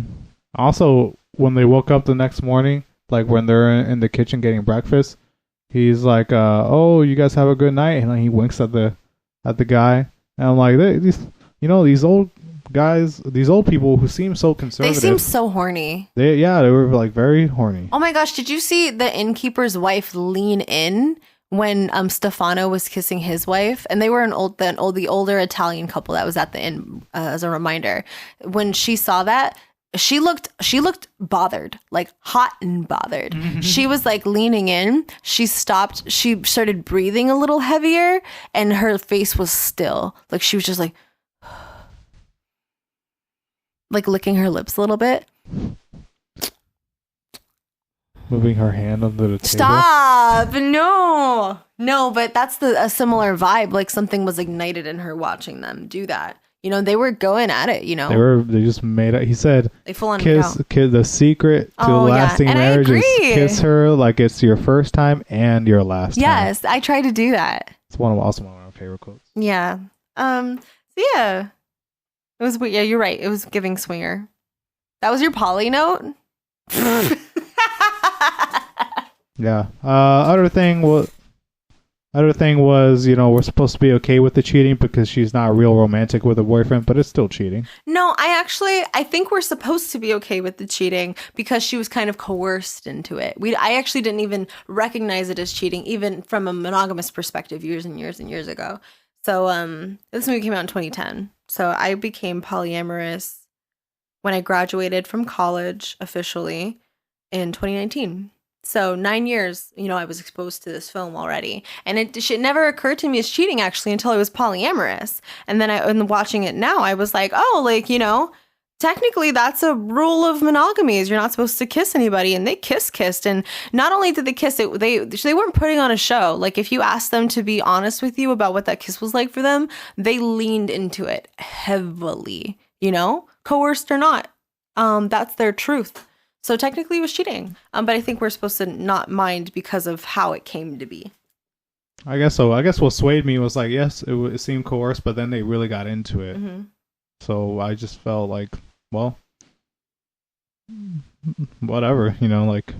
She doesn't bring it up, you know. I don't think that she ever really brought it. I mean, I don't know. They don't really show us what getting back together after the trip between Jeremy and Anna was like for them. But I doubt that she communicated that she made out with this man. Nah. And that makes it unethical. Yeah. What do you got? My poly notes were about marriage and the communication about marriage. I think it's just inappropriate to have someone guess. I guess my point is just communication, which obviously is important in any relationship, but I think it's especially important in polyamory. I really don't think that you can skate by any polyamorous connection without being a very good communicator, or at least trying to be. In monogamy, like we've seen with this couple, there's a lot that can be left unsaid. So that's something I noted. I haven't, that's actually all I noted. But going off my head about the polyamorous themes of this film, obviously we have this love triangle situation. Not literally, as we've discussed in the past, like a true triangle would be everyone dating each other, but in media, it's portrayed as usually a V. And as a reminder, that is, you know, like the shape of a V, one person with two people as an interest. So we have this experience of this monogamous person, you know, falling in love with somebody on a trip. I think that maybe this movie doesn't necessarily tackle poly themes as heavy as a lot of the other movies do, is because it's not really, I think, her love for Jeremy that keeps her in the connection. I think that it's the financial security and maybe the length of the relationship, you know, all of those steps that you take, like we've talked in the past. Like, I'm not sure if this is exactly how Javi feels, but I think that, you know, for me and my experience in polyamory, what kind of makes it feel easier, or at least mentally, but I think emotionally in the past and in the future, from what I've experienced, is like when you have even the possibility, because I've been with Javi we're going on 4 years now, in this March, actually, in 2024. I haven't been dating anybody for that length of time. I think that from an outside perspective, a lot of people would communicate to me that I've put all my eggs in one basket by linking my wagon to Javi as much as I intend to do this year, as much as I have in the past. But I don't feel that way because I have the possibility of laying all of these like metaphorical eggs in all of these other baskets and all of these different relationships. And even though those haven't existed in reality, I don't feel this like lack of options, lack of opportunity that I think a lot of people in monogamous relationships, especially the longer they get experience. I think that a lot of monogamous people, in myself as well, because I've also had long-term relationships that I've sometimes only chose to stay in because I was in the relationship for so long. Like I'm like that, where if I start a project, I hate to compare it like that, but yeah, I start a project, I want to complete it, or I want to do everything I can to save the project because I've invested so much of my time and my energy and my effort already into it. Well, what was that post that you made that like hobby's my favorite craft? Remember you made that post on Instagram or something? Was that recently? Yeah, recently. You were like, Javier is my favorite craft. Javier is my favorite accessory. Oh, yeah. Because sometimes I make button pins with his face on it and I wear them on my outfits. Mm-hmm. I'm his biggest fan. Absolutely. I'm glad you feel it. Yeah. It is true. Yeah. So I think that maybe that's why this movie is lacking a bit more poly themes than other movies have in the past, because it's not necessarily a love connection that's keeping her in this relationship with Jeremy. Is my perception is it's the financial security and the effort that she's already put into it. And maybe just having a lack of understanding of what that love may look like or what it feels like to be in a connection that is deeply impactful for her, maybe emotionally and lovingly and real. Maybe she's lacking some genuity in her connection, vulnerability. I don't know. Not necessarily that Declan's very vulnerable with her. She can just kind of see through him. She makes remarks about what he's thinking and feeling in ways that she doesn't when she's around Jeremy. I wonder if her intuition gets shut off when she's around him. Like maybe she doesn't really get him or something. She just has a vibe with this other guy, Yeah. Like she's not so focused on, she's business focused, She's just getting her shit done. She made a list of what she needs and she's getting it. Maybe Jeremy and her are a good team. They seem to be a good partnership, but not a good romantic relationship. Yeah. Even when Jeremy proposed to her at the end, it was for business reasons ultimately. Hey, if they were poly, hey, they could have. She could have had both, I guess, because if she's been in a relationship for 4 years, maybe she is coming from a place of love. Maybe as a viewer, because this movie is obviously targeted towards monogamous viewers, and that we're supposed to maybe what they're trying to hone in on is the idea that you've talked about in the past that like Johnny Depp made a quote about if you are in love if you love two people, go with the second one, because if you really love the first one, you wouldn't have you wouldn't have loved the second one. Okay, yeah. So let's maybe give the relationship the benefit of the doubt, because they're making us look through this lens of if love exists here, it might not exist here, or maybe it never was real in this connection. But something that was a new experience for me in watching this film that actually Javi helped me understand better was, I don't know why Declan randomly asked Anna this in Ireland. If you remember, you can chime in, but he was saying, in a fire alarm, you have 60 seconds. What would you grab? And what did she say? I don't remember. She didn't answer the question. She just kind of questioned the question. Ah, okay. Well, I don't remember how that conversation went exactly, but my point is that she's back in Boston. She's in that green corner and she sees a fire alarm. And I never really processed that before, that she saw a fire alarm. Not only did she see it, I'm like, I said to Javi, she wants to pull that. And then you hear the fire alarm, and she pulled it. And then she interrupted his entire cocktail party, which I'm sure was a big deal. And he kind of makes a fit about it. And he's like grabbing all of his electronics and things like this. And everyone's cleared the space, and he's got his arms and arms full of electronics. And he's asking her to grab stuff. And then he discovers that she's no longer in the apartment anymore when she was just standing there. And I was like, oh, wow, oh, they're doing the thing with the question that Declan asked her in Ireland, like, what would you grab? And he grabbed all these electronics. And then I was like, oh, Javi, what would you grab? Oh, okay. Da, da, da. Why did she leave, in the movie? And then Javi helped me understand that, he didn't grab the right thing. And I said, well, what should he have grabbed? And then Javi said, her. And I was like, wow. And I thought about that too, because I feel like, in danger, Javi would come to me to make sure I was safe and I was okay. And I feel like that really is reflective of Javi, because my answer was my cell phone and my phone charger. Yeah.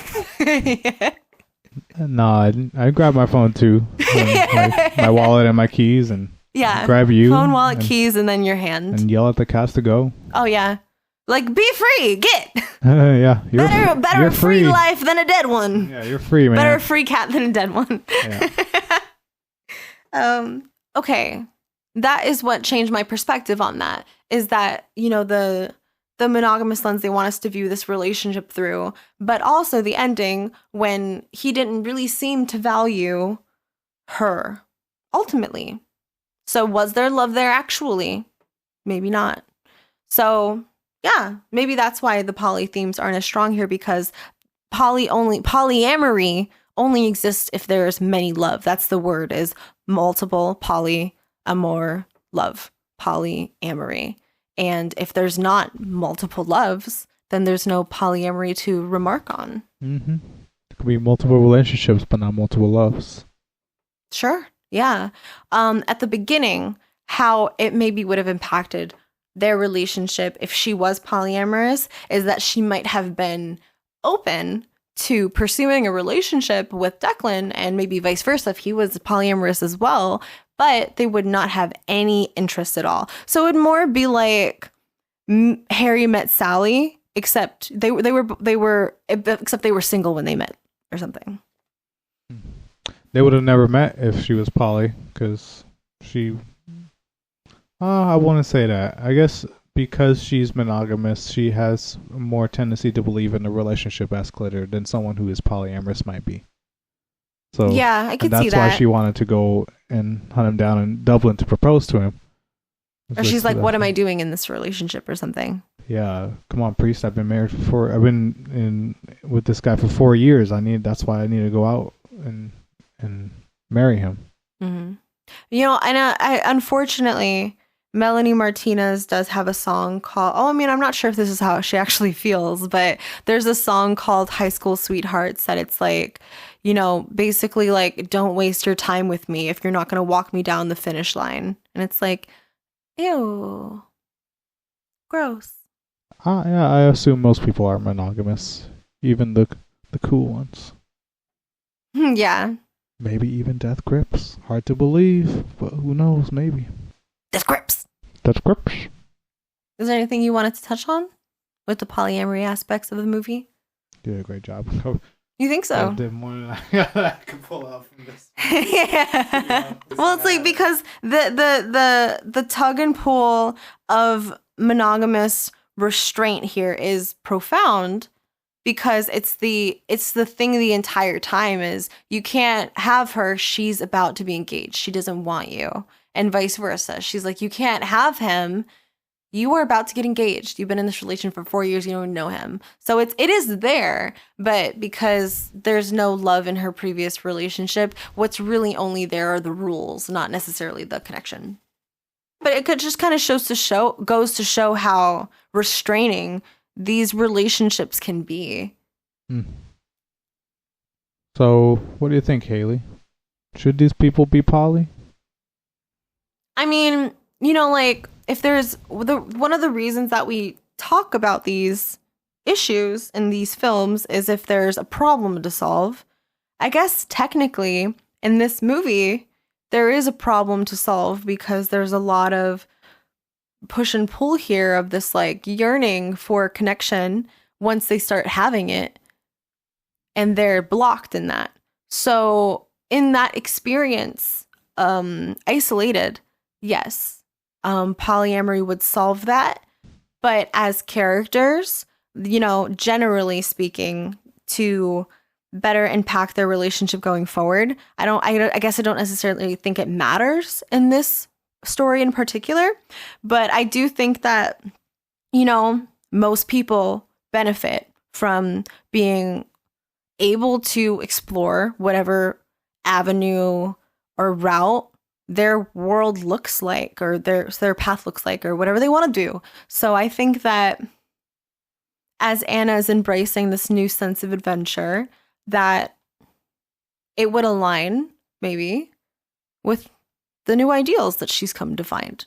So maybe, in those ways, but it's not as much of a hard yes as some other movies, or hard no's as some other movies we've discussed. I'm leaning more slightly yes. Because I'm just imagining a scenario where they're just open-minded enough to where she's with this guy who she's really emotionally connected to, but she's also with this guy who she's really, a lot of her values align with, like business-wise and things, and provides the security she wants. And it's like, so she gets this emotional security, and she gets this financial security. But she can secure herself. Like, let's not and she's also like very strong character. Yeah, she can do it all by herself. It's just that that's what she wants in her partnership, is that safety. Yeah. Yeah. I think she'd be cool. I think she'd be just fine. I think she'd be great at it. Her hair down at the end. Because she's very like we've been saying, or I've been saying, intuitive, and I think she is very emotionally intelligent. I think that if she were a polyamorous practitioner, she would actually be quite successful at it. I think she seems actually to be very successful at upholding relationships. I think that she just needs to work on her communication. And her vulnerability. It shouldn't take you a couple of months to just say what you want to say like that. Or at least, that's what we should strive for, is when we want to say something, to practice saying it. Sometimes people need to fail or repeat lessons. True, until it gets hit. So maybe like 4 years of not getting what she wants, or being uncommunicative and all these things. Maybe that would be enough to be like, all right, I see this pattern. I'm going to make a change now. So I'm going to say yes. I think, yeah. Like, technically, yes. Textbook, yes. It would solve the problems. We did it. Yeah. We did it. One movie at a time. What would you rate this movie out of 5 stars? Out of 5 stars, I would rate this movie a 3.5. You too? No. Oh, why'd you nod at me like that? I was like, okay, cool. Oh yeah, like respect. I hit it with a 2.5. Okay, that makes sense. It's all right. It's nostalgic for me, so maybe that's another reason why I'd rate it better.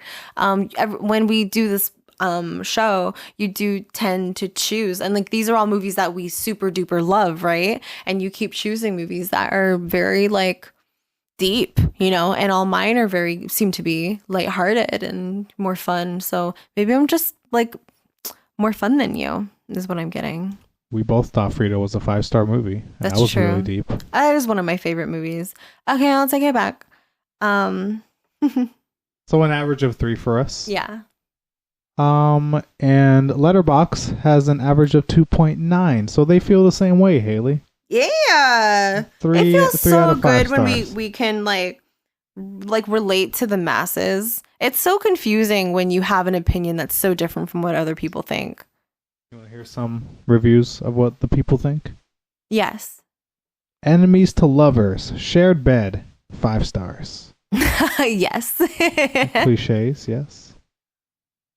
I do not understand why y'all are saying this film is bad when it literally isn't. It's good and sweet and fun, and I for one love to have fun. Also, as a Virgo in a long-term relationship with a Sagittarius. Did I write this? I heavily identified with the dynamic between Anna, who is definitely a Virgo, and Declan, who is possibly a Sagittarius. I've always known that my relationship dynamic in real life is rom-com material. Bro. Thank you. Okay, so the argument for her being a Virgo, I think that we're both on a similar vibe of an earth sign. I do see some of those tendencies, maybe a Virgo, of like needing to have it exactly your way. I could see that. I could easily see her being a Virgo, but I think what maybe makes her seem to me as more of a Capricorn is the career and the determination aspect is a lot more profound than I think maybe might show up for a Virgo. I don't know. I'm not saying that, Virgos aren't hardworking or anything like that. That's not at all what I'm saying. It's just that, typically that's how Capricorns are portrayed. But I think that we agree. Earth sign. I actually couldn't figure out what maybe Jeremy could be. I wonder, maybe she's thinking Sagittarius because Sagittarius tend to be known for traveling and he goes on plane trips. He's not giving fire sign to me. I don't know. But I couldn't figure it out. Thank you for sharing this film with me. I really, I was entertained. Oh, I really enjoyed my time. That's awesome. I love watching it with you. If we put it on the background while we're doing whatever some other time, I would not be opposed. Mm-hmm. Me, it's how I feel too. It's like 10 out of 10 rewatchable. I feel like I have a greater, deeper appreciation for these characters and what drives them. I feel like I wouldn't have discovered that if I hadn't just watched it with you like we did.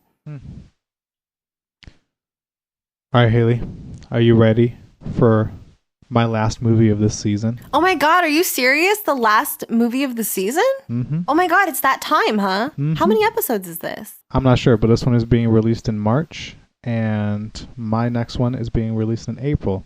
Your last one is in May, and then we take summer off. So what you're communicating is this is your last pick of the season, but I still have another one after this. Yeah. Okay, got it. Okay, so what is your last pick of the season, Javi? Based off the 1990 novel of the same name by Michael Cunningham, starring Colin Farrell, Robin White, Dallas Roberts, and Sissy Spacek, 2004's A Home at the End of the World. I have not seen it. But I did lend you the book and you have read it. I've read it. Oh, didn't like all the characters have sex with each other? Yeah, there's a lot of poly themes. I remember you giving it to me and being like, "You'll like this. There's some poly things happening here." Yeah, you gave that book to me to read year 1 of our relationship. Yeah, I read this book as a teenager, and it opened up my eyes to things. Not that I ever pursued it immediately. It completely changed my mindset, but it always stuck with me.